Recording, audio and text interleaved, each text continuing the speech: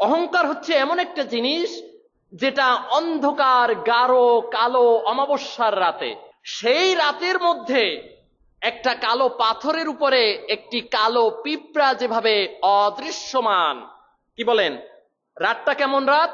অন্ধকার রাত। আবার হচ্ছে কালো পাথর, পিঁপড়াটাও হচ্ছে কালো। এই পিঁপড়া কি দেখা যাবে? দেখার সুযোগ আছে?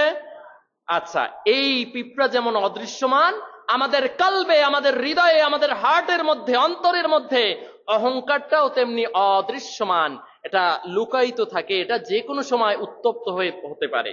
আর যার হৃদয়ের মধ্যে বিন্দু পরিমাণ অহংকার থাকবে, সে ব্যক্তি লা ইয়াদখুলুল জান্নাত, জান্নাতে যাবে, জান্নাতের ঘ্রাণও পাবে।